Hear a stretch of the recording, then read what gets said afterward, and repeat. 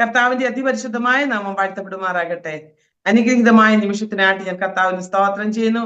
വചനദീപ്തി സാക്ഷ്യ കൂടാരത്തിലേക്ക് കടന്നു വരുവാൻ തക്കവണ്ണം ഒരിക്കൽ കൂടി നമ്മുടെ ജീവിതത്തിൽ വലിയവനായ ദൈവം ഒരു സൗഭാഗ്യം ഒരുക്കിയതോർത്ത് ഞാൻ സ്തോത്രം ചെയ്യുകയാണ്. ഇതാ സഹോദരങ്ങൾ ഒത്തൊരുമിച്ച് വസിക്കുന്നത് എത്ര ശുഭവും എത്ര മനോഹരമെന്ന് നമ്മൾ തിരുവചനത്തിൽ വായിക്കുന്നുണ്ടല്ലോ. അങ്ങനെയെങ്കിൽ ദൈവത്തിന്റെ ആത്മാവ് ഇന്ന് പകൽക്കാലം നമ്മുടെ നടുവിൽ അവന്റെ ശക്തി അയച്ച് നമ്മെ സഹായിച്ചുകൊണ്ടിരിക്കുക. ചില വിഷയങ്ങളൊക്കെ കർത്താവിന്റെ സന്നിധിയിൽ വെച്ച് പ്രാർത്ഥിപ്പാൻ ദൈവം കൃപ നൽകി. അങ്ങനെയെങ്കിൽ കർത്താവ് നമ്മുടെ പ്രാർത്ഥനകൾക്ക് മറുപടി നൽകുന്ന ദൈവമാണ്. ഇന്ന് നാം വായിച്ച വേദഭാഗം പോലെ ലൂക്കോസിന്റെ സുവിശേഷം 1-ാം അധ്യായം 38-ാം വാക്യത്തിൽ നമ്മൾ വായിച്ചു, നമ്മുടെ കർത്താവിന് കഴിയാത്തതായി ഒന്നുമില്ല. മറിയ പറഞ്ഞു, ഇതാ ഞാൻ കർത്താവിന്റെ ദാസി, അങ്ങയുടെ ഇഷ്ടം എന്നിൽ ഭവിക്കട്ടെ. നമുക്കും ഇന്ന് പകൽക്കാലം കർത്താവിന്റെ ഇഷ്ടത്തിനായിട്ട് ഏൽപ്പിച്ചു കൊടുക്കാം. പ്രിയപ്പെട്ടവരെ, ഇന്ന് നമ്മുടെ ക്ഷണം സ്വീകരിച്ച് നമ്മുടെ നടുവിൽ കർത്താവിന്റെ ദാസൻ സിയാദ് മുഹമ്മദ് ഇബ്രാഹിം ഹല്ലേലൂയ കടന്നു വന്നിട്ടുണ്ട്. ഒരു മുസ്ലിം ഫാമിലിയിൽ നിന്ന് കർത്താവ് വിളിച്ച് വേർതിരിക്കപ്പെട്ട ഒരു അഭിഷിക്തനാണ്.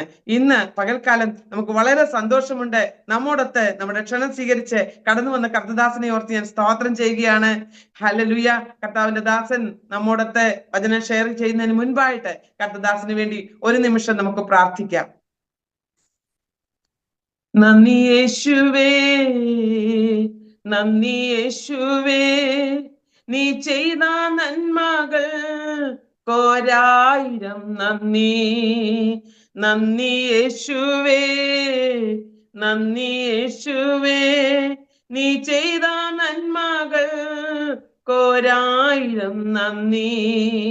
എൻ ശക്തിയാലല്ല, കൈയുടെ ബലത്താലല്ല, നിന്റെ അല്ലയോ എന്നെ നടത്തിയത്, നിന്നത് കൃപയാൽ,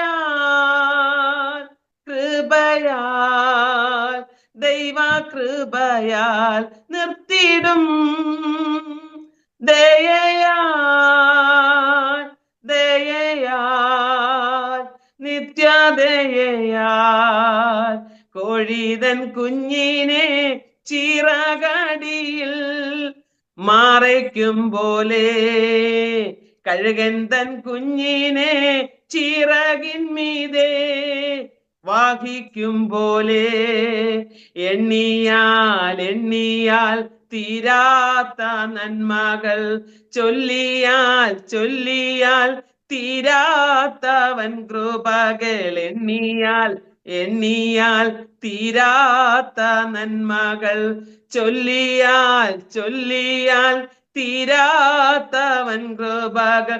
നന്ദി യേശുവേ, നന്ദി യേശുവേ, നീ ചെയ്ത നന്മകൾ കോരായിരം നന്ദി.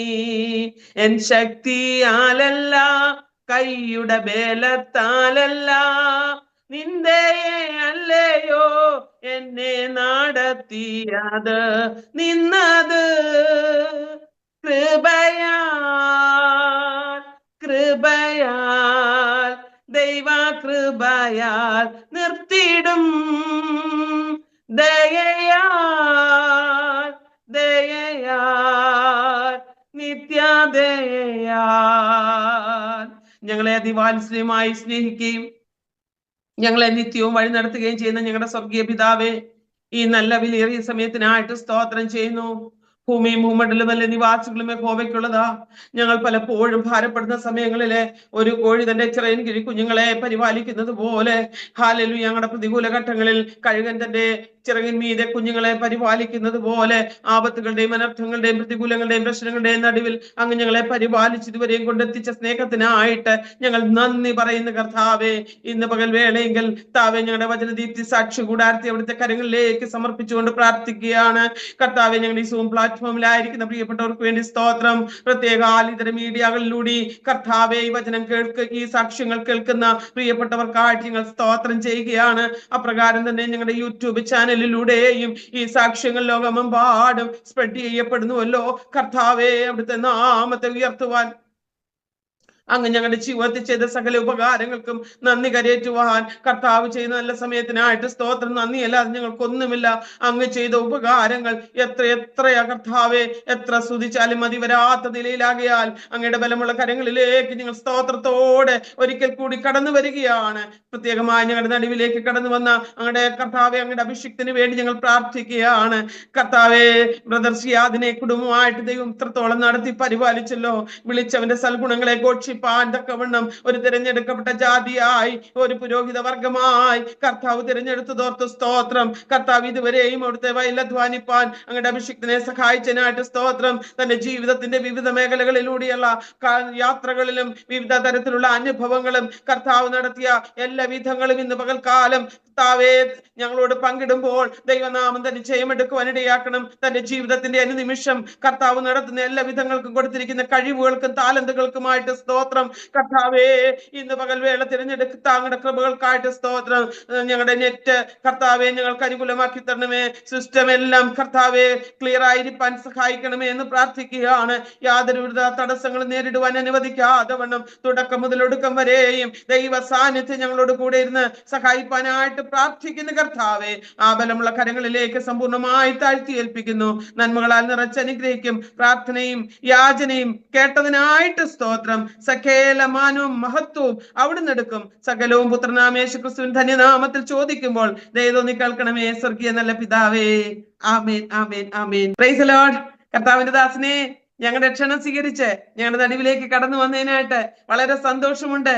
വളരെ സ്നേഹത്തോടും വളരെ ആദരവോടും കൂടി വചനദീപ്തി സാക്ഷ്യ കൂടാരത്തിലേക്ക് സാക്ഷ്യത്തിനായിട്ട് കർത്താവിന്റെ ദാസനെ ക്ഷണിച്ചു കൊള്ളുന്നു. കർത്താവിന്റെ ദാസൻ എവിടെ നിന്നാണ് ജോയിൻ ചെയ്തിരിക്കുന്നതെന്ന് നമ്മുടെ പ്രേക്ഷകരുടെ അറിവിലേക്കായിട്ട് ഒരു വാക്കിൽ ഒന്ന് പരിചയപ്പെടുത്താമോ? Praise the Lord.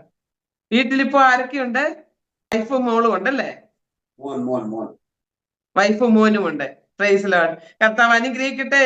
അനേക അനുഭവങ്ങളിലൂടെ ഒരു മുസ്ലിം ഫാമിലിയിൽ നിന്ന് കർത്താവ് വിളിച്ച് വേർതിരിച്ചത് കൊണ്ട് അനേക അനുഭവ സാക്ഷ്യങ്ങൾ പ്രേക്ഷകരോട് പങ്കിടുവാനുണ്ടല്ലോ. അതിനായിട്ട് സമയം വേർതിരിക്കുകയാണ്. കർത്തദാസിന് തുടർന്നുള്ള സമയങ്ങൾ കർത്താവിന്റെ നാമത്തിന്റെ മഹത്വത്തിന് വേണ്ടി സാക്ഷ്യത്തിനായിട്ട് ഉപയോഗിച്ചാട്ടെ. സ്തോത്രം.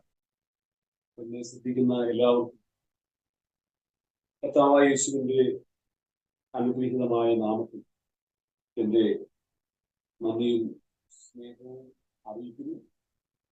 ഇങ്ങനൊരു പ്ലാറ്റ്ഫോം ഒരുക്കി തന്ന പ്രിയപ്പെട്ടവരോട്, പ്രത്യേകിച്ച് ദാസിനോട് എനിക്കുള്ള നന്ദിയും സ്നേഹത്തെയും ഞാൻ അറിയിക്കുന്നു. രണ്ട് വാക്യങ്ങൾ വായിച്ചുകൊണ്ട് എന്റെ സാക്ഷ്യത്തിലേക്കും അല്പമായ പ്രബോധനത്തിലേക്കും ആഗ്രഹിക്കുന്നു. യെശയ്യാ പ്രവാചകന്റെ പുസ്തകം 1-ാം അധ്യായം 18-ാം വാക്യം. യെശയ്യാ പ്രവാചകന്റെ പുസ്തകം 1-ാം അധ്യായം 18-ാം വാക്യം. വരുവിൻ, നമുക്ക് തമ്മിൽ വാദിക്കാമെന്ന് യഹോവ അരുളിച്ചെയ്തു. നിങ്ങളുടെ പാപങ്ങൾ കരിചുവപ്പായിരുന്നാലും ഹിമം പോലെ വെളുക്കും, രക്താംബരം പോലെ ചുവപ്പായിരുന്നാലും പഞ്ഞി പോലെയായിത്തീരും. വരുവിൻ, നമുക്ക് വാദിക്കാമെന്ന് യഹോവ അരുളിച്ചെയ്തു. നിങ്ങളുടെ പാപങ്ങൾ കരിചുവപ്പായിരുന്നാലും ഹിമം പോലെ വെളുക്കും, രക്താംബരം പോലെ ചുവപ്പായിരുന്നാലും പഞ്ഞി പോലെയായിത്തീരും. വെളിപ്പാട് പുസ്തകം 1-ാം അധ്യായം അതിന്റെ 18-ാം വാക്യം 17-ാം വാക്യം. അവനെ കണ്ടിട്ട് ഞാൻ മരിച്ചവനെ പോലെ അവന്റെ കാൽക്കൽ വീണു, അവന്റെ വലങ്കൈ എന്റെ മേൽ വെച്ചു. ഭയപ്പെടേണ്ട, ഞാൻ ആദ്യനും അന്ത്യനും ജീവനുള്ളവനാണ്. ആദ്യനും അന്ത്യനും ജീവനുള്ളവനുമാവുന്നു. ഇതാ, ഞാൻ മരിച്ചവനായിരുന്നു, എന്നാൽ ഇതാ എന്നേക്കും ജീവിച്ചിരിക്കുന്നു. മരണത്തിന്റെ പാതാളത്തിന്റെ താക്കോൽ എന്റെ കൈവശം ഉണ്ട്. എന്റെ പേര് സിയാദ് മുഹമ്മദ് ഇബ്രാഹിം എന്നാണ്. ഞാൻ ജനിച്ചു വളർന്നത് കോട്ടയത്താണ്. എന്റെ വാപ്പയും ഉമ്മയും വിവാഹത്തിന് ശേഷം കോട്ടയം കടുവാക്കുളം എന്ന് പറയുന്ന സ്ഥലത്ത് താമസിക്കുവാനായി കടന്നു വന്നു. അവിടെ മുസ്ലിങ്ങൾ പൊതുവെ കുറവായിരുന്ന ഒരു സ്ഥലമായിരുന്നു കടുവാക്കുളം. അവിടെ ഒരു കത്തോലിക്ക കുടുംബത്തിന്റെ ഒരു പോർഷനിലുള്ള ഒരു വാടക വീട്ടിലാണ് ബാപ്പയും ഉമ്മയും താമസിക്കാനായി തുടങ്ങിയത്. അവിടെ വെച്ചാണ് ഞാൻ ജനിക്കുന്നത്. അതൊരു കത്തോലിക്ക ഭവനമായതുകൊണ്ട് തന്നെ വളരെ ചെറുപ്പത്തിൽ അവിടെ വരുന്ന സഹോദരന്മാരും സുഹൃത്തുക്കളും എന്റെ വാപ്പയോടും ഉമ്മയോടും യേശുവിനെ കുറിച്ച് സംസാരിക്കുന്നതൊക്കെ കേട്ട് വളരുവാൻ എനിക്ക് അവസരമുണ്ടായി. അങ്ങനെ വളരെ ചെറുപ്പത്തിൽ തന്നെ യേശുവിനെ കുറിച്ച് കേൾക്കുവാനുള്ള ഭാഗ്യം എനിക്കുണ്ടായി. അവിടെയുള്ള കത്തോലിക്കരായിരിക്കുന്ന സുഹൃത്തുക്കൾ ആ ഭാവത്തിലേക്ക് വരുമ്പോൾ എന്റെ വാപ്പയോട് പ്രത്യേകിച്ച് യേശുവിനെ കുറിച്ച് അവർ പറയും. യേശു ആരാണ്, യേശു എന്തിനാണ് വന്നത്, യേശു ദൈവമാണ്, ഇതൊക്കെ അവർ ശക്തമായി എന്റെ പിതാവിനോട് പറയുമ്പോൾ യേശു ചെയ്ത ഓരോ കാര്യങ്ങളെയും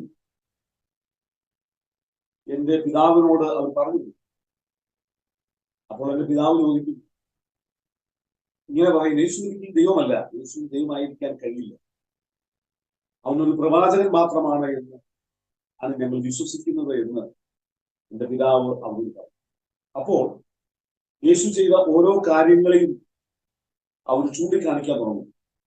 അവർ പറയും, ആർത്തിരമ്പുന്ന സമുദ്രത്തിന് മീതെ തങ്കപദങ്ങൾ അമർത്തിച്ചവിട്ടി കൊണ്ട് നടക്കുന്നുവെങ്കിൽ, കാറ്റിനെയും കടലിനെയും ശാന്തമാക്കുവാൻ അവന് കഴിയുമെങ്കിൽ, തന്റെ അരികിൽ വന്ന ആയിരക്കണക്കിന് ആളുകൾക്ക് തന്റെ വചനം കൊണ്ടും തന്റെ സ്പർശനം കൊണ്ടും തന്റെ സാമീപ്യം കൊണ്ടും ആയിരക്കണക്കിന് രോഗികൾക്ക് സൗഖ്യം നൽകിക്കൊണ്ട്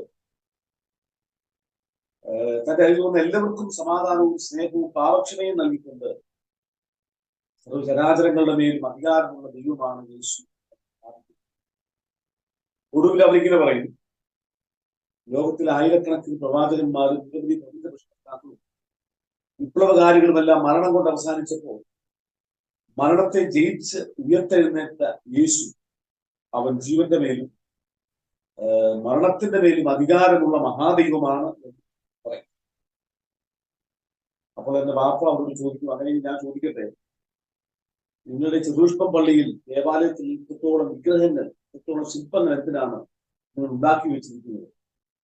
സ്വർഗത്തിലുള്ളതും ഭൂമിയിലുള്ളതും വെള്ളത്തിനടിയിലുള്ളതും വെള്ളത്തിലുള്ളതും യാതൊരുവിന്റെയും ശില്പങ്ങൾ നിർമ്മിക്കരുത് എന്ന് രേഖപ്പെടുത്തിയപ്പോൾ എന്തിനാണ് ഇത്രത്തോളം ശില്പങ്ങൾ നിങ്ങളുടെ ദേവാലയത്തിൽ നിങ്ങൾ ഇങ്ങനെ നിർമ്മിച്ചു വെച്ചിരിക്കുന്നത് എന്നത് പ്രാർത്ഥ അവതരിച്ചു. ഇതൊക്കെ കേട്ടുകൊണ്ട് ഞാനിങ്ങനെ വളർന്നു. എന്റെ പിതാവിനോട് എപ്പോഴും പറയുമായിരുന്നു, അങ്ങനെ ലോകത്തിലെ ഏറ്റവും മോശപ്പെട്ട ആളുകൾ ക്രിസ്ത്യാനികളാണ്, ഒരിക്കലും അവർ കൊണ്ടു നടക്കുന്ന പുസ്തകം കൈകൊണ്ട് തൊടുക പോലും വരുത്, അത് ശാപഗ്രസ്തമാണ്, അത് വായിക്കുന്നവരൊക്കെ കാഫറായിട്ട് ശപിക്കപ്പെട്ടവരാകും, അതുകൊണ്ട് ഒരിക്കലും ആ പുസ്തകം കൈകൊണ്ട് തൊടുക പോലും ചെയ്യുന്നത് എന്ന് എന്റെ പിതാവിനെ ഒരു തന്നെ ആ വീട്ടില് അവരുടെ മേശപ്പുറത്ത് ഒരു പുസ്തകം, ഒരു ബൈബിൾ ഇങ്ങനെ വെച്ചിട്ടുണ്ട്. അപ്പൊ എന്റെ മനസ്സിലൊരു ആഗ്രഹം, എങ്ങനെയെങ്കിലും ഈ ഒരു പുസ്തകം സംഘടിപ്പിച്ച് വായിക്കണം എന്ന് എന്റെ മനസ്സിലുണ്ടായി. എടുക്കാനുള്ള ധൈര്യം എനിക്കില്ലായിരുന്നു. ഇങ്ങനെ ഞാൻ സ്കൂളിൽ പഠിക്കുമ്പോൾ, 7ാം ക്ലാസ്സിൽ പഠിക്കുമ്പോൾ ഒരു സംഘം ആളുകൾ ഞങ്ങളുടെ സ്കൂളിലേക്ക് കടന്നു വന്നു. അവര് കൈകളിൽ പുസ്തകങ്ങളുമായിട്ടാണ് വന്നത്. എല്ലാവർക്കും ഓരോ പുസ്തകം ചുവന്ന ബൈൻഡിട്ട പുതിയ നിയമത്തിന്റെ പുതിയ പുസ്തകമാണ്, പുതിയ ബൈൻഡിട്ട പുസ്തകം, ചുവന്ന ബൈൻഡിട്ട പുസ്തകം. ഈ പുസ്തകം ഞാൻ എന്റെ മൂക്കോട് അടുപ്പിച്ചു കൊണ്ടുവന്നു. കാരണം പുതിയ പുസ്തകത്തിന്റെ ലീഫിന് സുഗന്ധമുണ്ട്. ഇതറിയാൻ വേണ്ടി ഞാൻ ഈ പുസ്തകത്തെ എന്റെ മൂക്കോട് അടുപ്പിച്ച് കൊണ്ടുവന്നു.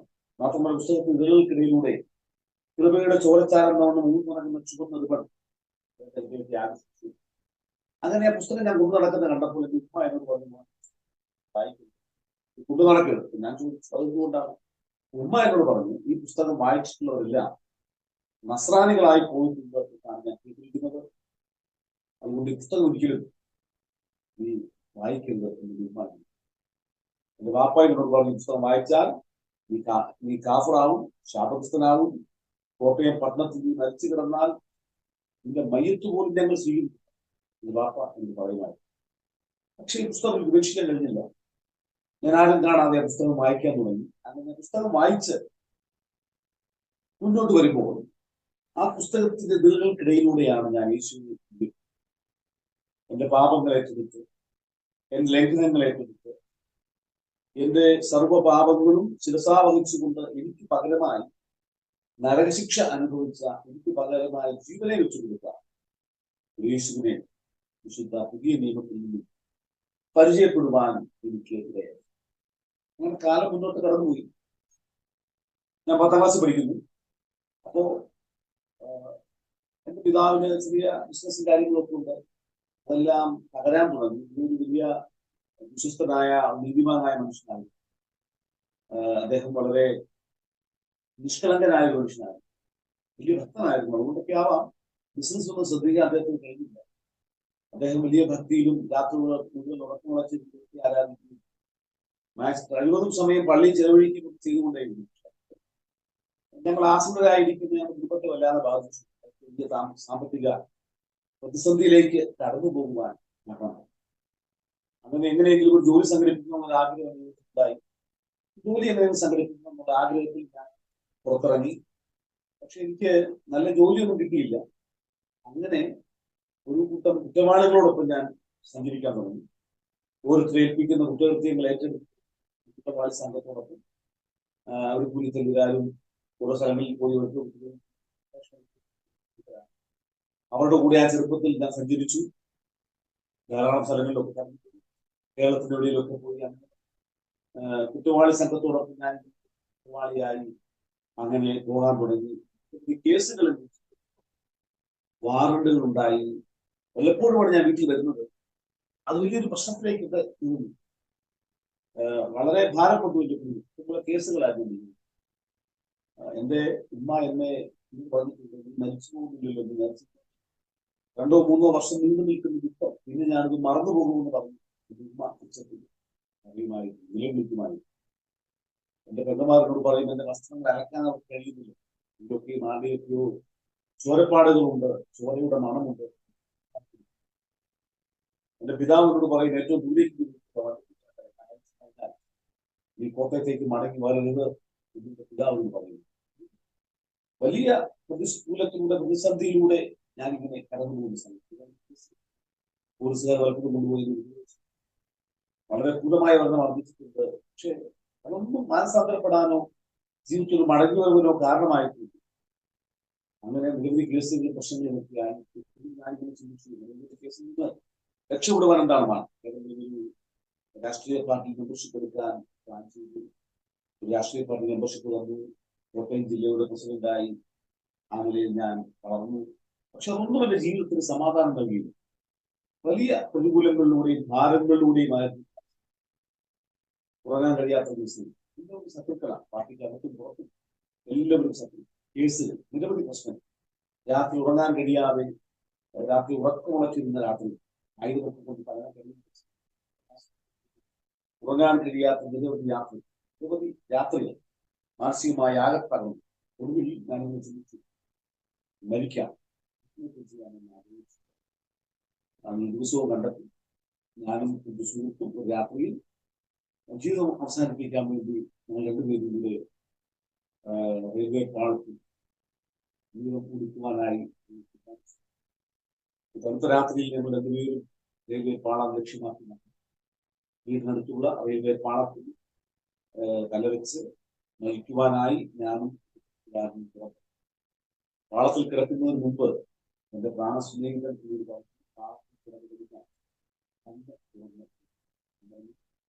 ഉമ്മാവെന്ന് വിളിച്ചാലും രണ്ടുപേരും മരണം പ്രതീക്ഷിച്ച് റെയിൽവേ പാളത്തിൽ കിടക്കുകയാണ്. ദൂരെ നിന്നും കൈന്റെ ശബ്ദം കിട്ടുക, അതിന്റെ പ്രവൃക്ഷത്തിന്റെ ഹൃദയത്തിൽ മരണം പ്രതീക്ഷിച്ച് റെയിൽവേ പാളത്തിൽ കണ്ണുകൾ അടച്ച് ഞാൻ കിടക്കുകയാണ്. അപ്പോൾ ഹൃദയത്തിന്റെ ഉള്ളിൽ ഒരു ചോദ്യം അതിങ്ങനെയായിരുന്നു, രാത്രി മരിച്ചാൽ നിന്റെ നിത്യത നീ എവിടെ ചിലവ്? ബൈബിളിൽ പുതിയ നിയമത്തിൽ ഇത് വായിച്ച് മറന്നുപോയ വാക്യം. ഒരിക്കൽ മരണവും നിന്റെ ന്യായവിധിയും മനുഷ്യനും ഒരു സർവ്വലോകവും നേടുകയും തന്റെ ആത്മാവിനെ നഷ്ടമാക്കുകയും ചെയ്താൽ അവനെന്ത് പ്രയോജനം? ആ രാത്രി റെയിൽവേ പാളത്തിൽ മരണപ്രതീക്ഷിച്ച് ഞാൻ കിടക്കുന്നു. ഓർമ്മ വെച്ച നാൾ മുതൽ ആ നിമിഷം വരെയും ഞാൻ ചെയ്ത പാപങ്ങൾ എന്റെ ഹൃദയത്തിൽ നിന്ന് ഞാൻ കാണും. എന്റെ പാപങ്ങൾക്ക് പരിഹാരം വരാതെ ഞാൻ ഈ രാത്രിയിൽ മരിച്ച ഞാൻ എവിടേക്ക് കടന്നു പോകും, എന്റെ നിശ്ചിത ഞാൻ എവിടെ ചെലവഴിക്കും? ആ ഒരു ചോദ്യം എന്റെ ഹൃദയത്തിൽ വല്ലാതെ ബാധിച്ചു. എന്റെ കണ്ണ് തുറക്കണമെന്ന് എന്റെ ആത്മാവിനോട് മന്ത്രിച്ചു. എന്റെ കണ്ണുകളെ തുറന്നപ്പോൾ എന്റെ കണ്ണുകളെ കരുതില്ല. എന്റെ കൂടെ റെയിൽവേ പാളത്തിൽ ഉണ്ടായിരുന്ന എന്റെ കൂട്ടുകാരൻ എന്നെ പാളത്തിൽ വീക്ഷിച്ച് എന്റെ പ്രാണസ്നേഹിതനുണ്ട് ട്രെയിൻ അടുത്തു വരികയാണ്. വേഗത്തിൽ ഞാൻ റെയിൽ പാളത്തിൽ മാറി മരണത്തിന്റെ ചൂളം കുത്തി ട്രെയിൻ കടന്നുപോയി. ട്രെയിൻ പോയ പാടെ ഞാൻ പാളത്തിൽ മരിച്ചവനെ പോലെ ഇങ്ങനെ കിടന്നു കാണുകയാണ്. അവരുടെ വെളിച്ചത്തിൽ എന്റെ കൂട്ടുകാരൻ എന്റെ ഡെഡ് ബോഡി കണ്ട് മരിച്ചു എന്ന് പറഞ്ഞു. അങ്ങനെ റെയിൽവേ പാളത്തിൽ മരണം പ്രതീക്ഷിച്ച് കിടന്ന് എനിക്ക് മരിക്കാൻ കഴിയുന്നില്ല. ഒരു ഗിരിവിനെ പോലെ ഞാൻ പാളത്തിൽ നിന്ന് കഴിഞ്ഞു. ഞാൻ മാനസികമായി വല്ലാതെ തളർന്നുപോയി. ഞാൻ വീട്ടിൽ നിന്ന് പോകാറില്ല. എനിക്ക് ചെല്ലാതായി. പല സമയങ്ങളിൽ കിടക്കും. രാത്രിയിൽ സെമിത്തേരികളിൽ പോയി അഭ്യർത്ഥന സെമിത്തേരിയിലാണ് കിടക്കുന്നത്. മാനസികമായി തകർന്ന ഒരു സന്ധ്യയിൽ ഞാൻ ഇങ്ങനെ വഴിയിലൂടെ കടന്നു വരുമ്പോൾ വഴിയോടെ കുടുംബ ആളുകൾ അവിടെ ഒരു മനുഷ്യ ഉച്ചത്തിൽ പാടുന്നുണ്ട്. ശാശ്വത മാർഗം യേശുവിധ പാട്ട് കേട്ട് ഞാൻ വലിയ കൊണ്ട് കടന്നു. അങ്ങനെ അവിടെ ചെന്നു ആ മീറ്റിംഗിൽ പ്രസംഗിക്കുന്ന ഉപദേശം വേദപുസ്തകം തുടർന്ന് വായിച്ച വാക്യമാണ് ഞാൻ പ്രാരംഭത്തിൽ വായിച്ചത്. യെശയ്യാ പ്രവാചകന്റെ പുസ്തകം 1-ാം അധ്യായം 18-ാം വാക്യം. വരും നമുക്ക് തമ്മിൽ വാദിക്കാം എന്ന് യഹോവ അരുളിച്ചെയ്യുന്നു. നിങ്ങളുടെ പാപങ്ങൾ കറുപ്പായിരുന്നാലും താമ്പരം പോലെ ചുവപ്പായിരുന്നാലും പഞ്ഞു പോലെയായിരിക്കും. ഇന്ന് രാത്രിയിൽ ഈ വാക്യങ്ങൾ എന്റെ ഹൃദയത്തിലുണ്ട്. വരും നമുക്ക് തമ്മിൽ വാദിക്കാം. ദൈവത്തിൽ നിന്ന് മറന്നുപോയ ഇസ്രായേൽ ജനത്തിന്റെ നേരെ ആർദ്രമായ കരങ്ങൾ നീക്കി ആമോസിന്റെ മകനായ യെശയ്യാവ് ദൈവത്തിന്റെ പ്രവാചകനായി നിന്നുകൊണ്ട് വിളിച്ചു പറയുന്ന വാക്കുകളാണ് ഇത്. ആകാശമേ കേൾക്കുക, ഭൂമിയെ ചെവിതരുക, യഹോവ അരുളിച്ചെയ്യുന്നു, ഞാൻ മക്കളെ പോറ്റി വളർത്തി അവരെന്നോട് മത്സരിച്ചു.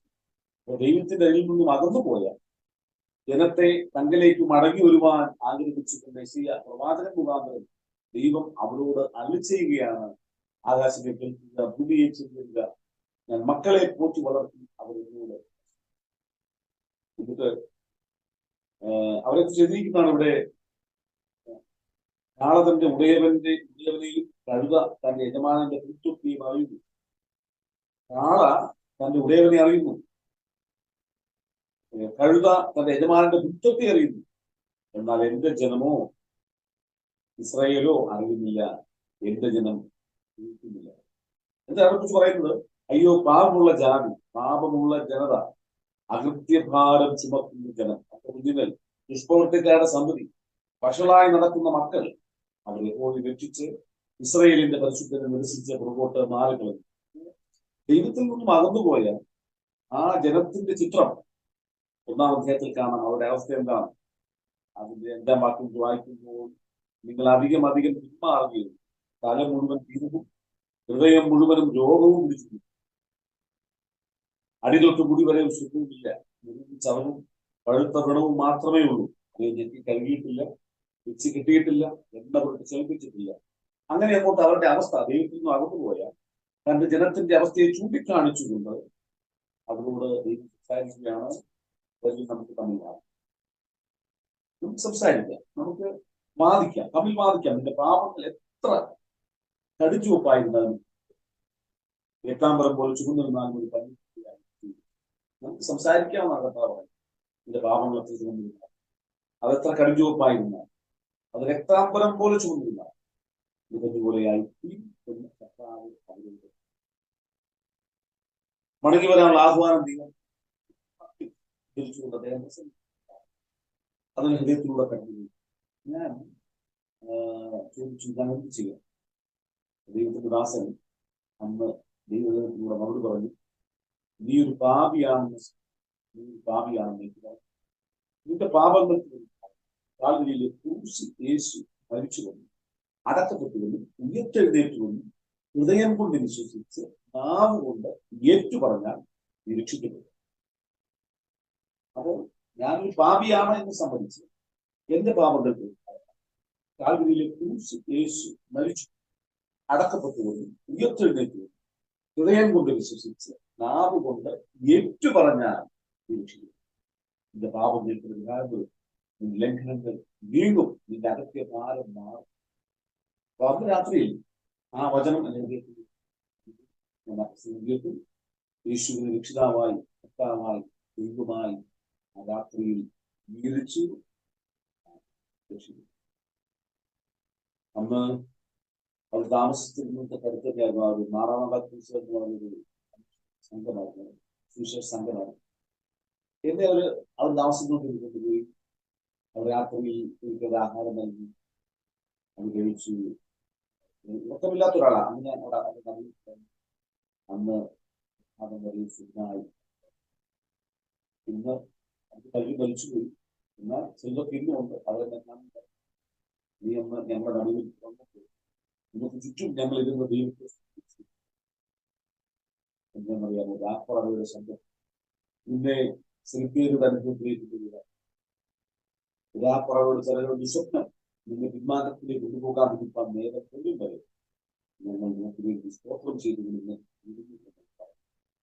ഞാൻ പറഞ്ഞത് അങ്ങനെ കർത്താവ് യേശുവിനെ രക്ഷിതാവും കർത്താവും ദൈവവുമായി അംഗീകരിക്കാൻ ആദ്യം അന്ന് ആ സത്വദാസന്മാർ ഞാൻ എപ്പോഴും പറയാറുണ്ട്. ഈ ലോകത്തിന്റെ അനുഗ്രഹം പറയുന്നത്, രാജ്യങ്ങളുടെയും രാഷ്ട്രങ്ങളുടെയും അനുഗ്രഹം എന്ന് പറയുന്നത് ദൈവത്തിന് വേണ്ടി ഇങ്ങു നിൽക്കുന്ന, ദൈവത്തിന് വേണ്ടി ദൈവരാജ്യം പ്രസംഗിക്കുന്ന, പാവികൾക്ക് വേണ്ടി ഇടിവിൽ നിന്ന് പ്രാർത്ഥിക്കുന്ന ഉദാസന്മാരാണ്. ഇന്ത്യയുടെ അനുഗ്രഹമാരാണ്, കേരളത്തിന്റെ അനുഗ്രഹം പള്ളിയിലൂടെ പ്രാർത്ഥിക്കുന്ന ദൈവദാസന്മാരാണ്. അതുകൊണ്ട് ഞാൻ എവിടെ ചെന്ന് സാക്ഷ്യം പറഞ്ഞാലും ദൈവദാസന്മാരെ ഞങ്ങൾ ദൈവത്തെ സ്തുതിച്ച ദൈവദാസൻ. അതിനുശേഷം ഞാൻ അങ്ങനെ രക്ഷിക്കപ്പെട്ടു. അതിനുശേഷം സ്നാനം ആവശ്യമാണ് എന്ന് പറഞ്ഞു. അങ്ങനെ കുമ്പനാട് വെച്ച് സ്നാനം സ്വീകരിച്ചു.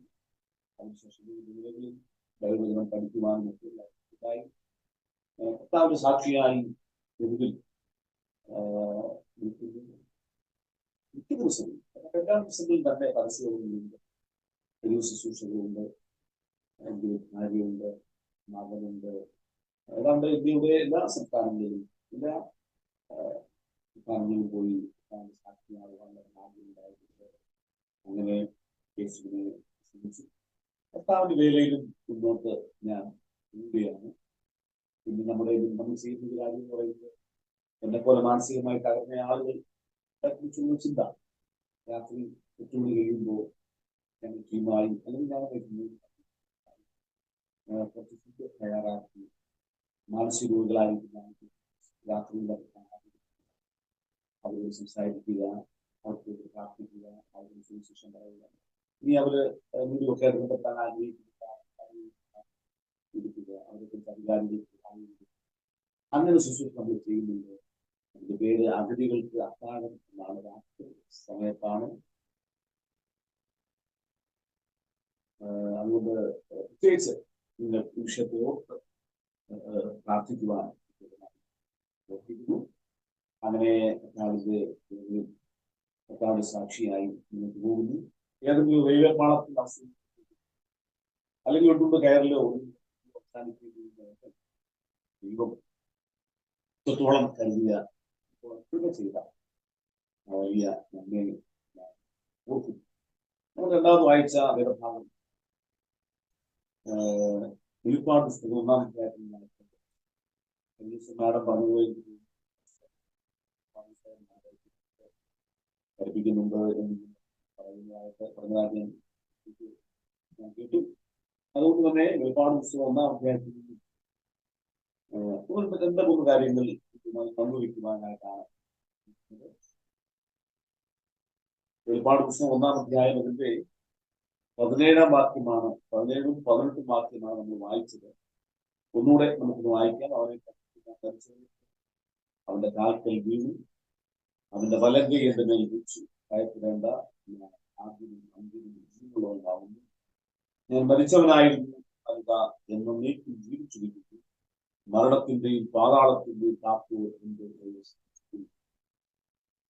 നാം അറിയുന്നത് പോലെ 1600 സംവത്സരങ്ങൾ കൊണ്ട് 40ഓളം എഴുത്തുകാരാൽ എഴുതപ്പെട്ട വിശ്വസാഹിത്യമാണ്.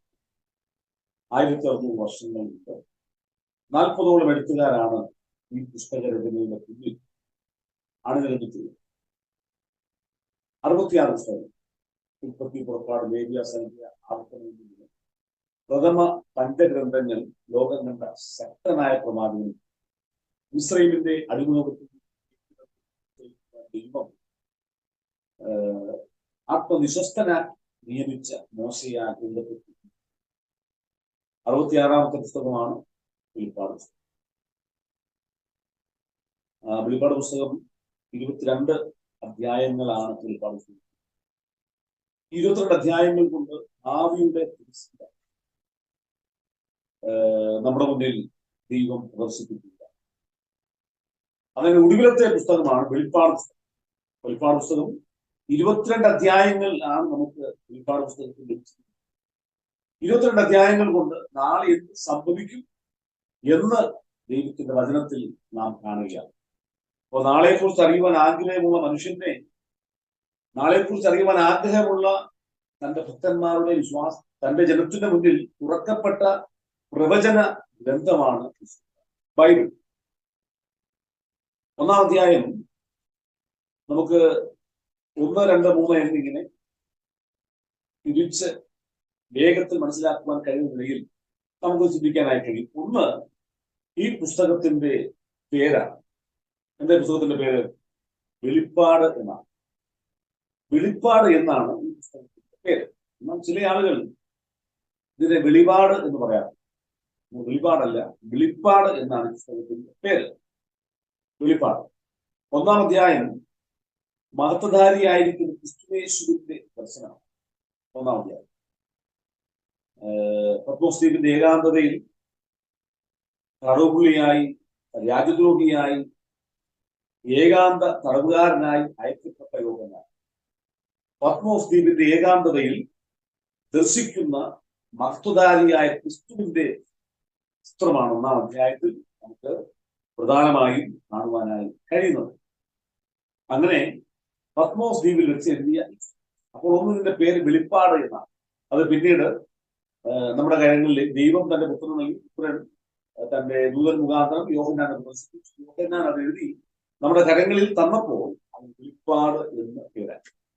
2, ഈ പുസ്തകത്തിന്റെ പശ്ചാത്തലമാണ്. ഇങ്ങനെ ഒരു പുസ്തകം ചമയ്ക്കുവാൻ കാരണമായ പശ്ചാത്തലം അതിന്റെ 9-ാം വാക്യത്തിൽ, വെളിപ്പാട് പുസ്തകം 1-ാം അധ്യായത്തിന്റെ 9-ാം വാക്യത്തിൽ നാം ഇങ്ങനെ വായിക്കുന്നു: നിങ്ങളുടെ സഹോദരനും യേശുവിന്റെ കഷ്ടതയിലും രാജ്യത്തിലും സഹിഷ്ണുതയിലും കൂട്ടാളിയുമായ യോഹന്നാൻ എന്ന ഞാൻ ദൈവവചനവും യേശുവിന്റെ സാക്ഷ്യവും നിമിത്തം പത്മോസ് എന്ന ദ്വീപിൽ. അപ്പോൾ ഈ പുസ്തകം എഴുതാനുണ്ടായ പശ്ചാത്തലം എന്ന് പറയുന്നത്, യോഹന്നാൻ യേശുക്രിസ്തുവിന്റെ സാക്ഷ്യവും ദൈവവചനവും നിമിത്തമായി പത്മോസ് എന്ന ദ്വീപിലേക്ക് നാടുകടത്തപ്പെട്ടു. ഡൊമീഷ്യൻ ചക്രവർത്തി, റോമൻ സാമ്രാജ്യം യോഹന്നാനെ ന്യായം വിധിച്ച് വിചാരണ ചെയ്ത് രാജദ്രോഹി എന്ന മുദ്ര കുത്തി പത്മോസ് ദ്വീപിലേക്ക് നാടുകടത്തി. എവിടെ പത്മോസ് ദ്വീപ്? ഏഷ്യ മൈനർ തീരത്തിൽ 40 കിലോമീറ്റർ ഉള്ളിലായി സ്ഥിതി ചെയ്യുന്ന പത്മോസ് ദ്വീപിലേക്ക് യോഹന്നാൻ നാടുകടത്തപ്പെട്ടു. അങ്ങനെ നാടുകടത്തപ്പെട്ട പത്മോസ് ദ്വീപിൽ കാരാഗ്രഹവാസം അനുഭവിക്കുമ്പോഴാണ് ഈ പുസ്തകം എഴുതുന്നത്. ജോസിഫസിനെ പോലുള്ള ചരിത്രകാരന്മാർ രേഖപ്പെടുത്തി ഈ പത്മോസ് ദ്വീപ് പ്രേതങ്ങൾ ഉറങ്ങുന്ന, പ്രേതങ്ങൾ നിലവിളിക്കുന്ന ദ്വീപ് എന്നാണ് നാവികന്മാർ വിളിക്കുന്നത്. ആ കാലഘട്ടത്തിൽ കപ്പലുകളോ പായ്ക്കപ്പലുകളോ ഒന്നും അതുവഴി ഒഴുകാറില്ല. മീൻപിടുത്തക്കാർ ആ ദ്വീപിനെ സമീപിക്കാറില്ല. കാരണം അത് പ്രേതങ്ങൾ ഉറങ്ങുന്ന ദ്വീപാണ്. അവിടെ അയക്കപ്പെട്ട യോഹന്നാന്റെ ശരീരത്തിൽ അകന്നാൽ ആ ശരീരം കൊത്തിപ്പറിക്കുവാൻ കാത്തു നിൽക്കുന്ന കടൽക്കഴുകന്മാരുണ്ട് അവിടെ. ആ പത്മോസ് ദ്വീപിന്റെ നനഞ്ഞ മണ്ണിൽ കാലപൊത്തി ചവിട്ടിയാൽ പത്തിയെടുക്കുന്ന വിഷപ്പാമ്പുകളുണ്ട്. എന്നാൽ യോഹന്നാൻ ആ ദ്വീപിലായിരിക്കുകയാണ്. ഡൊമീഷ്യൻ ചക്രവർത്തി വിചാരിച്ചത് ആ ദ്വീപ് കൊണ്ട് യോഹന്നാൻ അവസാനിക്കുമെന്നാണ്. റോമൻ സാമ്രാജ്യം ധരിച്ചത് പത്മോസ് ദ്വീപിൽ കൊണ്ട് യോഹന്നാൻ മരിക്കുമെന്നാണ്. കാരണം അവിടെ അയക്കുന്ന കുറ്റവാളികൾ, തടവുപുള്ളികൾ ജീവനോടെ മടങ്ങി വന്ന ചരിത്രമില്ല. എന്നാൽ യോഹന്നാൻ ആ ദ്വീപിൽ നിന്ന് രക്ഷപ്പെടുകയും ദീർഘായുസായിരിക്കുകയും ചെയ്തു എന്ന് ചരിത്രം പറയുന്നത്. പത്മോസ് ദ്വീപിൽ യോഹന്നാൻ ആയിരിക്കുമ്പോഴാണ് യേശുവിനെ പ്രസംഗിച്ചിരുന്നത്, ക്രിസ്തുവിന്റെ വചനം പ്രസംഗിച്ചിരുന്നത്, യേശുവിന്റെ സാക്ഷിയായതുകൊണ്ട് യോഹന്നാൻ പത്മോസ് ദ്വീപിൽ അടക്കപ്പെട്ടു. അവിടെ വെച്ചാണ് ഈ ദർശനം യോഹന്നാൻ കാണുന്നത്. ഈ ദർശനം കണ്ട സമയമാണ്. യോഹന്നാൻ എപ്പോഴാണ് ഈ ദർശനം കണ്ടത്? ഉൽപ്പാദ പുസ്തകത്തിന്റെ ആമുഖ പഠനം എന്ന നിലയിലാണ് ഞാൻ പറയുന്നത്. എപ്പോഴാണ് ഈ ദർശനം കണ്ടത്? 1-ാം അധ്യായത്തിന്റെ 10-ാം വാക്യത്തിൽ, കത്തു ദിവസത്തിൽ ഞാൻ ആത്മവിവശനായി എന്നാണ്. യോഹന്നാൻ ഈ ദർശനം കാണുന്നത് കത്തു ദിവസത്തിലാണ്. ആഴ്ചവട്ടത്തിന്റെ 1-ാം നാളാണ്. കത്തു ദിനത്തിലാണ് യോഹന്നാൻ ഈ ദർശനം കാണുന്നത്. എന്താണ് ഈ കത്തു ദിവസം? ആഴ്ചവട്ടത്തിന്റെ 1-ാം നാൾ. നിരവധി പ്രത്യേകതകളുണ്ട് ആ ദിവസം. ഒന്ന്, നമ്മുടെ കർത്താവായ യേശുക്രിസ്തു മരണത്തെ ജയിച്ച് ഉയർത്തെഴുന്നേറ്റ ദിവസമാണ് ആഴ്ചവട്ടത്തിന്റെ 1-ാം നാൾ. 2, ദൈവത്തിന്റെ ആത്മാവ് വാഗ്ദത്ത പ്രകാരം ഭൂമിയിലേക്ക് അവരോഹണം ചെയ്ത ദിവസമാണ് ആഴ്ചവട്ടത്തിന്റെ 1-ാം നാൾ. 10 ദിനം ദൈവസഭ സ്ഥാപിക്കപ്പെട്ട ദിവസമാണ്. സാധ്യത അനുസരിച്ച് ദൈവജനം കൂടി വന്ന് ദൈവത്തെ സത്യത്തിലും ആത്മാവിലും ആരാധിക്കുന്ന ദിവസമാണ് ആഴ്ചവട്ടത്തിന്റെ 1-ാം നാൾ. അപ്പോൾ യോഹന്നാൻ ഈ ദർശനം കാണുന്നത് 10 ദിവസത്തിലാണ്, ആഴ്ചവട്ടത്തിന്റെ 1-ാം നാളിലാണ്. 3, ഈ ദർശനത്തിന്റെ സ്വഭാവമാണ്. ഈ ദർശനത്തിന്റെ യോഹന്നാൻ കണ്ട ദർശനത്തിന്റെ സ്വഭാവം 11-ാം വാക്യം മുതൽ കാണാം. എന്നോട് സംസാരിച്ച നാദം എന്ത് എന്ന് കാണുവാൻ ഞാൻ തിരിഞ്ഞു. യോഹന്നാൻ ഒരു മഹാനാദം കേൾക്കുകയാണ്. 11-ാം വാക്യത്തിന്റെ അവസാന ഭാഗത്തിൽ കാഹളത്തിനൊത്ത ഒരു മഹാനാദം യോഹന്നാൻ കേട്ടുവെന്നാണ് യോഹന്നാൻ എഴുതിയിരിക്കുന്നത്. അപ്പോൾ ആ സംസാരിച്ച നാദം എന്ത് എന്ന് കാണുവാൻ യോഹന്നാൻ തിരിഞ്ഞു. യേശുവിന്റെ ശബ്ദം ഒരു മഹാനാദമാണ്. മറ്റു ഭാഗത്ത് എഴുതിയിരിക്കുന്നത് കാഹളത്തിന്റെ മഹാനാദം, കാഹളത്തിന്റെ ഇരച്ചിൽ പോലെ, പെരുവെള്ളത്തിന്റെ ഇരച്ചിൽ പോലെ എന്ന 2 വാക്കുകളാണ് അവിടെ രേഖപ്പെടുത്തിയിരിക്കുന്നത്. പെരുവെള്ളത്തിന്റെ ഇരച്ചിൽ പോലെ, മഹാനാദം, യേശുവിന്റെ ശബ്ദം. യോഹന്നാൻ അത് കേൾക്കുകയാണ്. കാരണം യോഹന്നാൻ യേശുവിന്റെ ശബ്ദം ആയതുപോലെ കേട്ട മനുഷ്യനാണ്. യേശുവിന്റെ നെഞ്ചിൽ ചാഞ്ഞിരുന്ന മനുഷ്യനാണ് യോഹന്നാൻ. ഏറ്റവും പ്രിയപ്പെട്ട ശിഷ്യനായിരുന്നു. യേശുവിന്റെ ഹൃദയത്തിന്റെ സ്പന്ദനം യോഹന്നാൻ അറിയാം. ആ യോഹന്നാൻ കേട്ട പരിചയിച്ച ശബ്ദമല്ല ഇവിടെ ഇപ്പോൾ കേൾക്കുന്നത്. സാധാരണ ഈ സുവിശേഷങ്ങൾ എഴുതിയതൊന്നും ആധികാരികമല്ല എന്ന് വാദിക്കുന്ന ആളുകൾ.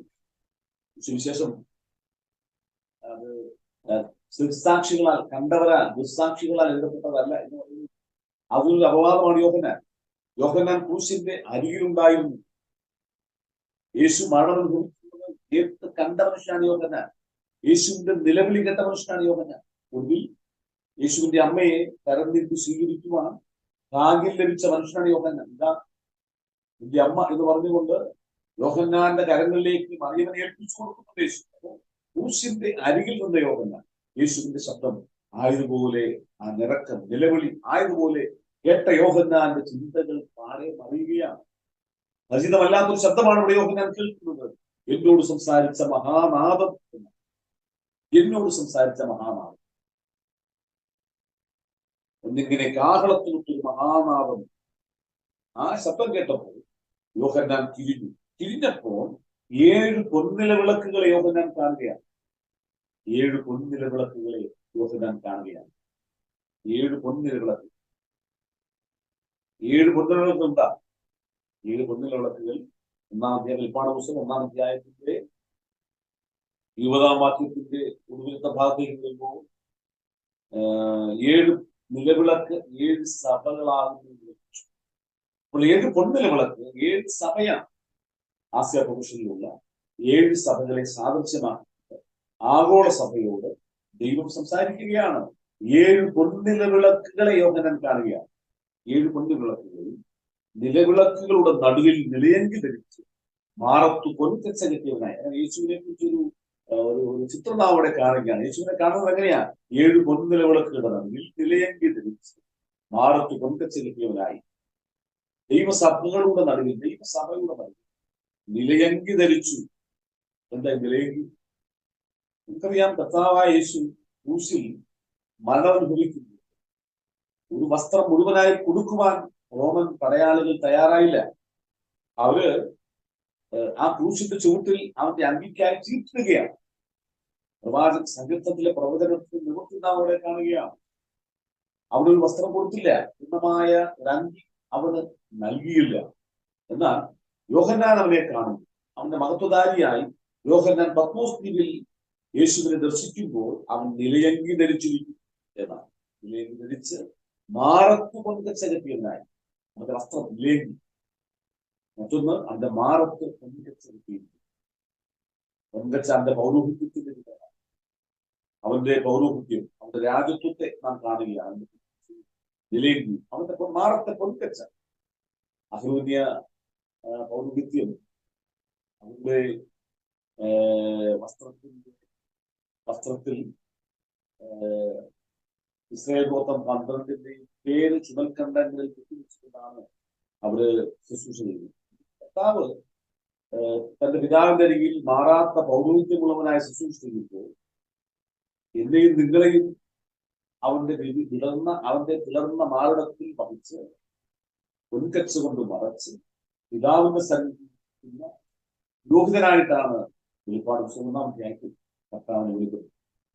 കാണുമ്പോൾ അവൻ നിലയങ്കി ധരിച്ച് മാറത്ത് പൊൻകച്ച കിട്ടിയവരായി അവൻ രാജ്യത്വത്തെയും പൗരോഹിത്യത്തെയും അവിടെ കാണുക.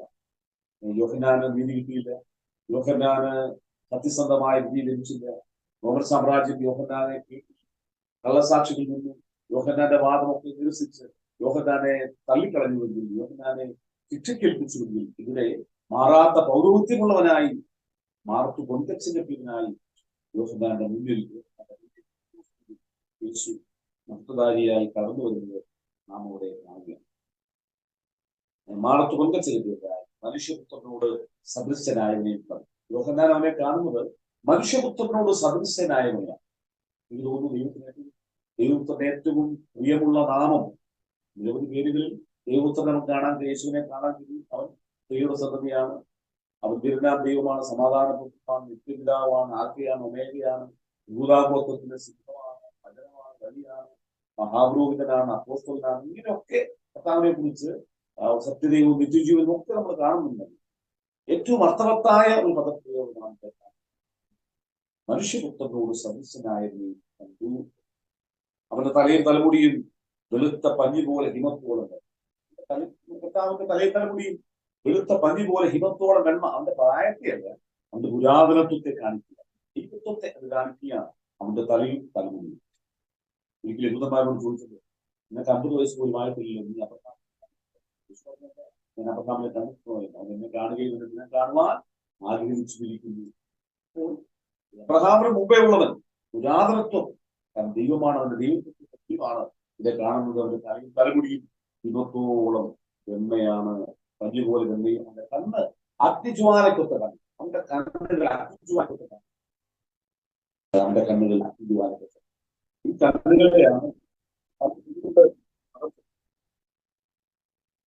കണ്ണുകളെയാണ് അവന്റെ മുഖത്ത് ആഞ്ഞടിച്ചത്. ഇവിടെ യോഹന്നാൻ അവനെ കാണുമ്പോൾ അവന്റെ കണ്ണുകൾ അഗ്നിജ്വാലക്കൊത്ത കണ്ണുകൾ. ആ കണ്ണിൽ നിന്നും മാറ്റുവാൻ ആർക്കും കഴിയും. അവന്റെ കണ്ണിൽ നിന്നും ഒഴിഞ്ഞിരിക്കുവാൻ ആർക്കും കഴിയില്ല എന്നുള്ളതാണ്. അവന്റെ കണ്ണുകൾ എന്നാണ് നാം വായിക്കുന്നത്. ഒരു പാട്ടുകാരനാണ് എഴുതിയത്, ഞാൻ ഹിമശൈല പാളിയിൽ അഭയം പ്രാപിച്ചാൽ അവിടെ നിന്റെ കണ്ണുകൾ എന്നെ കാണും. ഞാൻ സമുദ്രത്തിന്റെ ആഴത്തിൽ മറഞ്ഞിരുന്നാൽ അവിടെയും നിന്റെ കണ്ണുകൾക്ക് ഞാൻ അഭിനന്ദനം. എന്റെ കണ്ണുകൾ അഗ്നിജ്വാലക്കൊത്ത യേശുവിന്റെ കണ്ണുകൾ യോഹന്നാൻ കാണിക്കാം. ആ കണ്ണ് ജോസഫ് എഴുതുന്നത് ശിരസിൽ മുട്ടിലിടം വെച്ചൊരു കോലുകൊണ്ട് ആഞ്ഞടിച്ചു. ഒരു മുള്ള് അവന്റെ കണ്ണിലൂടെ പുറത്തു വന്നു എന്നാണ്. അവന്റെ കണ്ണഗ്നിജ്വാലക്കൊത്തു. കാല് ഉലയിൽ ചുട്ടുപടിപ്പിച്ച വെള്ളോട് തമിച്ചു. ഉലയിൽ ചുട്ടുപടിപ്പിച്ച വെള്ളോടിന് സദൃശ്യമായ യേശുവിന്റെ കാലുകൾ. ആ കാലുകൾ ഉലയിൽ ചുറ്റുപടിപ്പിച്ച വെള്ളോടിന് സദൃശ്യമാണ്. ആ കാലുകളാണ് ക്രൂശിൽ ചേർത്ത് വെച്ച് ആണികൾ കൊണ്ട് തുളച്ചത് എന്ന് നമുക്ക് ഓർക്കാം. അവന്റെ ശബ്ദം പെരുവെള്ളത്തിന്റെ ഇരച്ചിൽ പോലെയുമായി. അവൻ മുമ്പേ കണ്ടത് അവന്റെ ശബ്ദം കാഹളത്തിനൊത്ത മഹാനാവും. ഇവിടെ അവന്റെ ശബ്ദം പെരുവെള്ളത്തിന്റെ ഇരച്ചിൽ പോലെയുമായിരുന്നു. അവന്റെ വലങ്കയിൽ 7 നക്ഷത്രമുണ്ട്. അവന്റെ വായിൽ നിന്ന് മൂർച്ചയേറിയ ഇതുമായി തലുള്ള വാൾ പുറത്തിരുന്നു. അവന്റെ മുഖം സൂര്യൻ ശക്തിയോടെ പ്രകാശിക്കുന്ന പോലെയായിരുന്നു. എന്നിട്ടാണ് രേഖപ്പെടുത്തുന്നത്, ഈ മഹത്വ ദർശനം യോഹന്നാൻ കണ്ടിട്ട്, ഈ യേശുവിനെ പത്മോസ് ദ്വീപിൽ 10 ദിവസത്തിൽ യോഹന്നാൻ കണ്ടിട്ട് മരിച്ചവനെ പോലെ അവന്റെ കാൽക്കൽ വീണു. ഈ മഹത്വ ദർശനത്തിന് മുന്നിൽ, ഈ ഭയങ്കരമായിരിക്കുന്ന കാഴ്ചയുടെ മുന്നിൽ മരണമനുഭവിച്ചതിനെ പോലെ യോഹന്നാൻ യേശുവിന്റെ കാൽക്കൽ വീണു. വായിക്കുന്നുണ്ട്, അവൻ വലങ്കയിൽ, യേശുവിന്റെ കരങ്ങൾ വലങ്കയിൽ യോഹന്നാന്റെ മേൽ വെച്ചുകൊണ്ട് യേശു പറഞ്ഞു, യോഹന്നാനെ, ഞാൻ ആദ്യനും അന്ത്യനുമാവുന്നു. ഞാൻ മരിച്ചവനായിരുന്നു, എന്നെ ജീവിച്ചിരിക്കുന്നു. മരണത്തിന്റെയും പാതാളത്തിന്റെയും താക്കോൽ എന്റെ കൈവശം. യോഹന്നാനെ യേശു എഴുന്നേറ്റു. അപ്പോൾ നമ്മൾ കണ്ടത് 4 വിഭജനങ്ങളാണ്. 2 ഈ ദർശനത്തിന്റെ പശ്ചാത്തലം, 3 ദർശനത്തിന്റെ സമയം, 4 ഈ ദർശനം കണ്ടപ്പോൾ യോഹന്നാൻ ഉണ്ടായ പ്രതികരണം. മരിച്ചവനെ പോലെ അവൻ. ഈ വൈകുന്നേരം നമ്മുടെ കർത്താവിന്റെ കാൽക്കൽ നമുക്ക് മരിച്ചവനെ പോലെ അവന്റെ വലങ്കൈ അവൻ നമ്മുടെ മേൽ, അവൻ നമ്മെ എഴുന്നേൽപ്പിക്കും. ഏത് വിഷയങ്ങളിലൂടെയും ഏത് പ്രതിസന്ധികളിലൂടെയും കടന്നു പോയാലും ദൈവത്തിന്റെ കരങ്ങൾ ഇന്നും ബലമുള്ളതാണ്. ഡൊമിഷ്യൻ ചക്രവർത്തി വിചാരിച്ചു, റോമൻ സാമ്രാജ്യം വിചാരിച്ചു, ശത്രുക്കൾ വിചാരിച്ചു, പത്മോസ് ദ്വീപിൽ യോഹന്നാൻ അവസാനിച്ചു. പക്ഷെ യോഹന്നാൻ അവസാനിച്ചില്ല. യോഹന്നാൻ ജീവനോടെ ശേഷിച്ചു. റോമൻ നിയമങ്ങൾ മാറി, ഡൊമിഷ്യൻ ചക്രവർത്തി സ്ഥാനചലനം ഉണ്ടായി. യോഹന്നാൻ മടങ്ങി വന്നു. എവിടെ നിന്ദിക്കപ്പെട്ടു, എവിടെ നിന്ന് മാറ്റി ഓടിക്കപ്പെട്ടു, അവിടെ തന്നെ യോഹന്നാൻ മടങ്ങി വന്നു. ദീർഘായുസ്സായിരുന്നു. വൈകുന്നേരം ആ കർത്താവിന്റെ കരങ്ങളിൽ നമുക്ക് പ്രാർത്ഥിക്കാം. ഏത് വിഷയങ്ങൾക്കും അവന്റെ കരങ്ങളിൽ പരിഹാരം, ഏത് പ്രതികൂലങ്ങളെയും മാറ്റുവാൻ കഴിയും. അനുഗ്രഹീതമായ ദൈവിക സാന്നിധ്യം ക്രിസ്തുയേശുവിലൂടെ പിതാവായ ദൈവം നമുക്ക് കടബാധയിലൂടെ കടന്നുപോകുന്നുണ്ടാകാം, തലമുറയുടെ വിഷയത്തിലൂടെ കടന്നുപോകുന്നതുണ്ടാകാം, വലിയ രോഗത്തിലൂടെ കടന്നു പോകുന്നതുണ്ടാകാം. ഏത് വിഷയത്തിലൂടെ കടന്നു പോയാലും മരണനിഴലിന്റെ താഴ്വരയിലൂടെ കടന്നു നമ്മെ ആശ്വസിപ്പിക്കുന്ന, നമ്മെ കാണുന്ന, നമ്മെ തിരിച്ചറിയുന്ന, നമ്മെ പേർ ചൊല്ലുന്ന ദൈവം ഇന്നും ജീവിക്കുന്നു എന്ന് ഞാൻ ഓർമ്മിപ്പിക്കുന്നു. നാമം മഹത്വമാകട്ടെ. സാക്ഷ്യം സാക്ഷ്യം പറയുവാനും ആ പ്രബോധനത്തിന് സമയം അനുവദിച്ച ദൈവത്തോടുള്ള സ്നേഹവും ഞാൻ അറിയിക്കുന്നു. തീർച്ചയായും പ്രാർത്ഥനയിൽ ഓർക്കുക, നമ്മുടെ പ്രവർത്തനങ്ങളെ ഓർക്കുക. എല്ലാ ദിവസങ്ങളിലും പരിശീലനങ്ങളുണ്ട്. ഒപ്പം മാനസിക രോഗികൾക്ക് ആഹാരം കൊടുക്കുന്ന അതിന് കത്താടെന്ന പേരിൽ ചെയ്യുന്ന പ്രോഗ്രാം, അതുപോലെ തന്നെ കോളനികളിലൊക്കെ ചെറിയ രീതിയിലുണ്ട്. പ്രത്യേക പ്രാർത്ഥന ഓർക്കണം. നാമം മഹത്വമാകട്ടെ. അനുഗ്രഹീതമായ സാക്ഷ്യത്തിനും വചനങ്ങൾക്കുമായിട്ട് ഞാൻ സ്തോത്രം ചെയ്യുന്നു. യോഹന്നാൻ പത്മോസിൽ വെളിപ്പെട്ട കർത്താവിനെ കുറിച്ച് അനുഗ്രഹീതമായ സാക്ഷ്യം താൻ പ്രസ്താവിച്ചു. വെളിപ്പാടിൽ കണ്ട ദർശനം കർത്താവ് എങ്ങനെയുള്ളവനായിരുന്നു, അപ്രകാരം കർത്താവിന്റെ ദാസൻ ഹല്ലേലൂയ കണ്ട ദർശനത്തെ, തേജോമയനായ കർത്താവിന്റെ ആ അനുഭവങ്ങൾ അവന്റെ കണ്ടാൽ സുവിശേഷത്തിലുള്ള കർത്താവല്ല വെളിപ്പാടിൽ പത്മോസിൽ യോഹന്നാൻ കണ്ടത്. അങ്ങനെയെങ്കിൽ ഈ കർത്താവിനെ അധികമായി സ്തുതിപ്പാനും മഹത്വീകരിപ്പാനും ദൈവം ഇടയാക്കിയതിനായിട്ട് സ്തോത്രം ചെയ്യുന്നു. താങ്ക് യു ബ്രദറെ. കർത്താവ് ധാരാളമായിട്ട് അനുഗ്രഹിക്കട്ടെ. ഞങ്ങളുടെ നടുവിലേക്ക് കടന്നു വന്ന് ഇത്രത്തോളം സമയം ചിലവഴിച്ചതിനായിട്ട് ദൈവത്തിന് നന്ദി പറയുന്നു. കർത്താവിന്റെ നാമത്തിന്റെ മഹത്വത്തിന് വേണ്ടി ഇനിയും അനേകായിരങ്ങൾക്ക് ഒരാശ്വാസവും തണലുമായി മാറട്ടെ എന്ന് ആഗ്രഹിക്കുകയും പ്രാർത്ഥിക്കുകയും ചെയ്തുകൊണ്ട് കർത്തനാമത്തിൽ കർത്താവിന്റെ ദാസന് വേണ്ടി ഒരു നിമിഷം കൂടി പ്രാർത്ഥിക്കാൻ. കർത്താവെ, ഞങ്ങളുടെ അഭിഷിക്തനെ അനുഗ്രഹിക്കണമേ. ചെയ്തുകൊണ്ടിരിക്കുന്ന എല്ലാ വേലകൾക്കായിട്ടും സ്തോത്രം. കർത്താവെ, അനാഥരായി കഴിയുന്നവർ, വഴിയോരങ്ങളിൽ കഴിയുന്നവർ, കർത്താവെ, അവരുടെ നടുവിലേക്കൊക്കെ കടന്നു എന്ന് സുവിശേഷം അറിയിക്കുവാനും ഭക്ഷണം കൊടുക്കുവാനും അവരെ താങ്ങുവാനും തണലായി നിൽക്കുവാനും കർത്താവ് കൊടുത്തിരിക്കുന്ന കൃപകൾക്കായിട്ട് സ്തോത്രം. വിളിച്ചു വേർതിരിച്ച അങ്ങനെ അവിടുത്തെ മഹത്വത്തിനായിട്ട് നന്ദി പറയുന്ന കർത്താവെ, കർത്താവ് തന്റെ ദാസനെ ബലപ്പെടുത്തിയാട്ടെ, ശക്തീകരിച്ചാട്ടെ, കുടുംബമായിട്ട് ആദരിച്ച് കർത്താവ് ഇതുവരെ നടത്തിയതിനായിട്ട് സ്തോത്രം. പിതാവിന്റെയും പുത്രന്റെയും പരിശുദ്ധാത്മാവിന്റെ നാമത്തിൽ ഞങ്ങൾ ഒത്തുചേർന്ന് ഞങ്ങളുടെ ദാസനെ അനുഗ്രഹിച്ച് പ്രാർത്ഥിക്കുക. അനുഗ്രഹിക്കപ്പെടുവാൻ സഹായിക്കണമേ. കലവറ കൂടാതെ അനുഗ്രഹിക്കണം. പ്രാർത്ഥന കേട്ടതിനായി സ്തോത്രം. യേശു ക്രിസ്തുവിൻ വിലയേറിയ നാമത്തിൽ ചോദിക്കുന്ന പ്രാർത്ഥന ദൈവമൂലം കേൾക്കണം സ്വർഗീയ നല്ല പിതാവേ. ആമേൻ, ആമേൻ, ആമേൻ. God bless you all. മറാനാഥ.